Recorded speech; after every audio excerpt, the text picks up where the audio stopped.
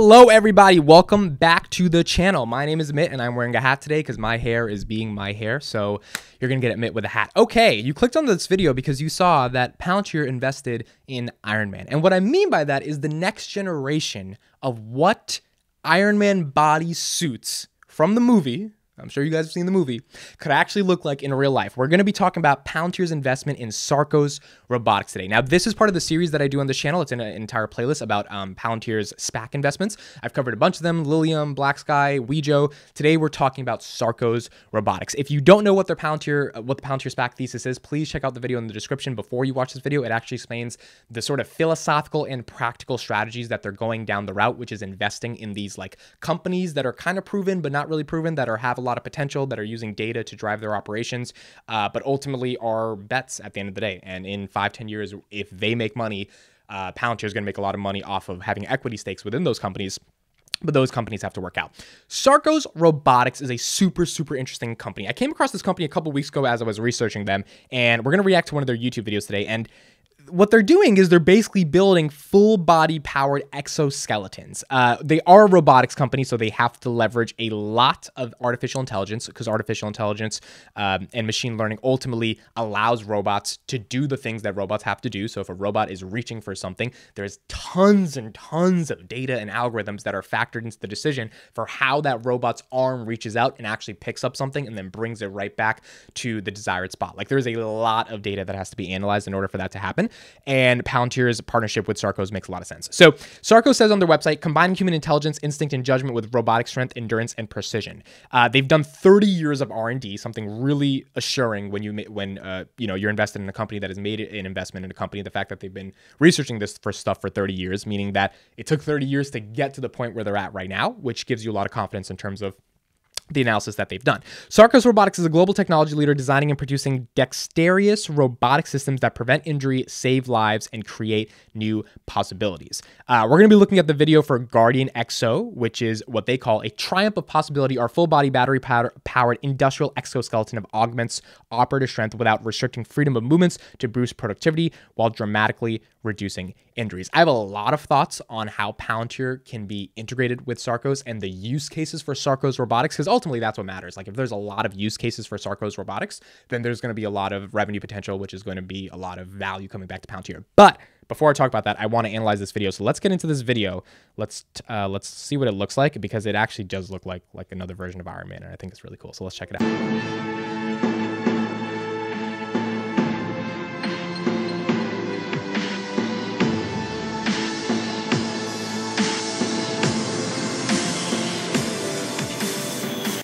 Okay, so before we go into it, as you can see, there's a worker that looks like they're in a warehouse. This place actually looks like Home Depot for some reason. I don't know why. I don't know if it reminds you guys of Home Depot, but it looks like he's in this big-ass Home Depot warehouse. We're just going to call it Home Depot.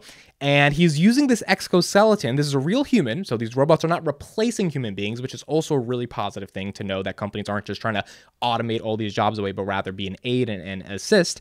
And we're going to see how the suit helps him do some of these different tasks.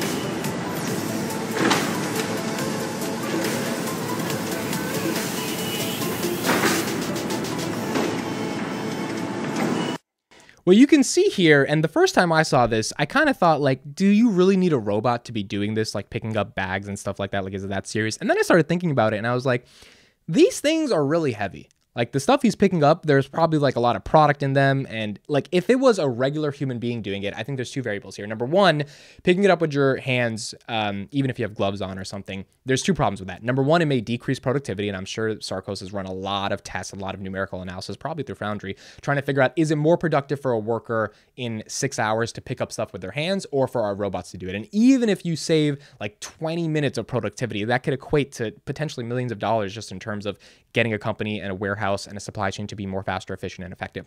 Number two is the actual health perspective on an individual worker. So like I kind of stretched my back out last year, November 2020, and I've been recovering all year from it. And it's literally because we were moving from one house to another house, me and my family. And I picked up this thing. And when I picked up this thing, I like stretched my back. And I was so good on my health. I was running every day. I was down to like 147 pounds or 143 pounds. From a high of like 165 during that summer. Like I had really worked that summer to get into the best physical shape. And then that happened. And for the next year, like I was just done. Like I couldn't do a lot of stuff. I had to go to therapy, chiropractors, all that stuff.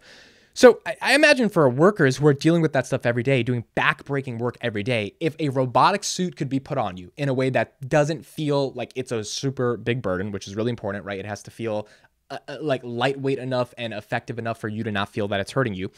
And it's doing the hard work. You're like, you just reach down and then the thing picks itself up and it's like, I don't know, 50 pounds of something it's picking up and you just drop it on this thing and you don't have to actually do the back-breaking work. Then there is a more efficient way to get this stuff done and a more healthier way to get this stuff done. And I think that's where the use cases come in, especially for major industrial corporations that have to deal with a lot of the supply chain. If they can protect their workers, then it's a meaningful investment.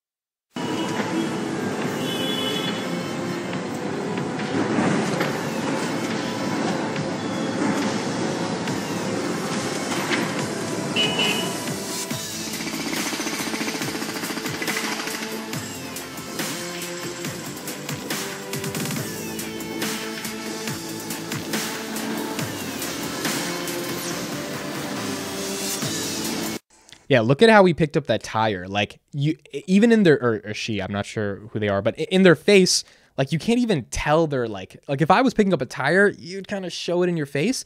In their face, like if you could rewind it a little bit, let's rewind it right now. Look at how they're picking up the tire. They're not even, look at them. The machine's doing all of it. The machine was doing all of it, right? Super intricate.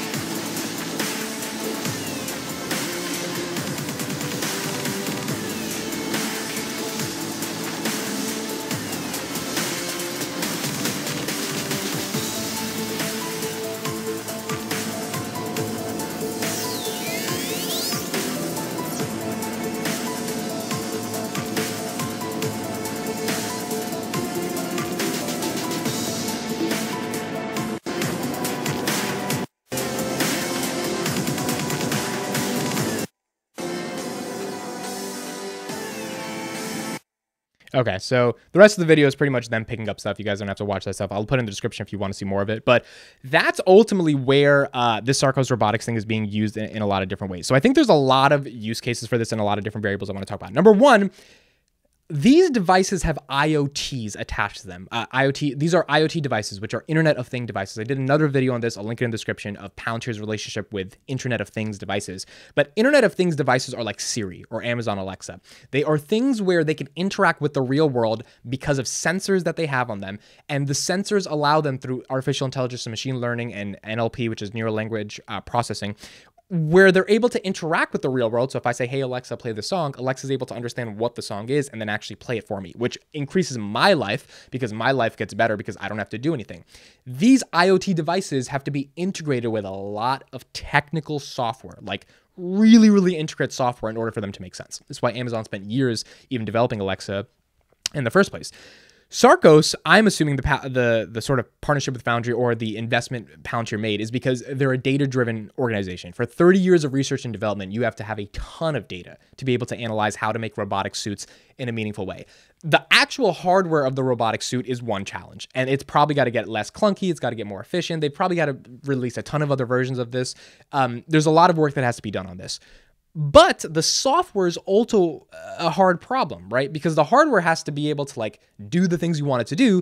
But at the end of the day, you have to have software to tell the hardware what to do. And I think because robotics in general are the most, basically the closest thing to IoT devices in real life, then those are going to be leveraging a lot of data, and they're going to also be leveraging a lot of different nuances within AI ML, which is where I think Palantir comes in. Google Home, Siri, Amazon Alexa, all that stuff, or I think is it Google Home or is it the Google Home Next? Well, whatever it's called, all of these things are little robots at the end of the day.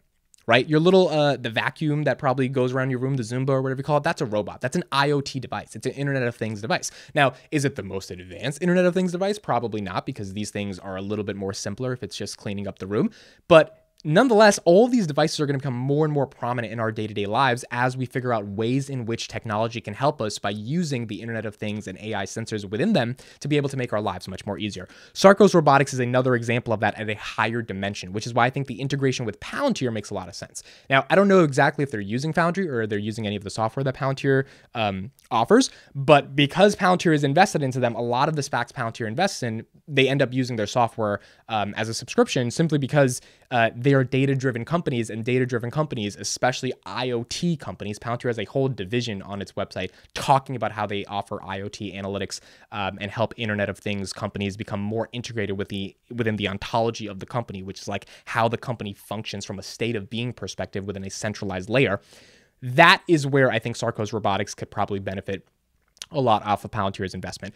Palantir ultimately made the investment, I think, because they see use cases. Number one is protecting the health and personal injury of workers. Number two is defense. This is where I get into the Iron Man thing, because these types of robotic suits, I could very much well see being sold to governments as defenses for armies and military. I mean, like, if you don't have, like, if America could like purchase these, right, and that would be a lot of money coming to Sarcos Robotics, if they fully figured out how to make an Iron Man-like suit, and people on the warfield could wear these suits, these technologies are probably going to be much more advanced than anything that some of the other countries, some of the other major hegemonies like China and Russia have. And if we have Iron Man suits that are not literally like Iron Man, like they're probably not going to do all the crazy cool stuff that Iron Man does, but they're suits in which it protects people from being killed much more easily. It gives them much more strength, gives them much more endurance on the battlefield. Then there is a much broader chance in values of democracies being protected, right? If they're able to protect themselves with these suits. Now, would Sarcos sell these suits to enemy nations? I don't know. I don't know that much about them, so that's up for discussion. But nonetheless, I can see why Palantir, from a defense perspective and from a health perspective, probably invested in these. The third thing is the consumer perspective. Now, Sarcos mainly is around defense and supply chains and people who work in warehouses, stuff like that. At least that's what I've seen on their website, and you can go through their website as well. It's pretty much sort of selling it to big businesses. But if there is a world in which a consumer could wear a glove, and that glove does a ton of different things, then that's another use case for a consumer, right? That glove does not have to be used in like defense military stuff, but that glove could just be simple stuff like helping you pick up something that you need to pick up, or doing something, or even that glove has certain software on it so you could see the weather on it or something like that, right? There are different use cases when we're talking about Internet of Things devices, because these things can get very powerful, and we're only in the beginning cusp of how powerful they can be. The beginning cusp has been Siri and Amazon Alexa, and there's a lot more that can go from there. Final use case, I think, this is the fourth use case. So we talked about defense. We talked about personal injuries, we talked about like workers so they don't get personally injured. We talked about some potential consumer-facing product. And then the fourth thing is medical, right? Like, if there's stem cell research that is growing exponentially with robotics, is there a world in which both can be integrated? Sarcos, if it's a digital leader in or a leading power of exoskeletons, which are like these full body suits, is there a world in which people can gain better access to their legs, better access to things that have been degenerated within their body through robotic arms? Now, I know this stuff already exists. This is just a question of how well the technology could become, right? If I had to amputate my arm, and Sarcos Robotics could provide a new arm in combination with AI, machine learning, and stem cell therapy, could it be a world in which I don't even feel like I have a new arm, right? Does that future exist? Can we imagine that far into the future? Maybe. And I think that's what gets me excited ultimately for these types of investments, because they're betting on potential. And they could be wrong, but when you bet on a company that has done 30 years of R&D, that's data-driven, and that has these products out there that make you excited to see what the future could become, there's a chance you could be right. And if you could be right, that company could succeed, and that obviously could deliver a lot of value back to Palantir, which made the initial investment to get a meaningful equity stake within the company. So those are my thoughts. Palantir is making some crazy investments, and it seems like they've invested in the next generation Iron Man. Let me know what your guys' thoughts are. Let me know what you guys think about the video. Thank you guys for watching. We look forward to reading the comments. I'll see you in the next one.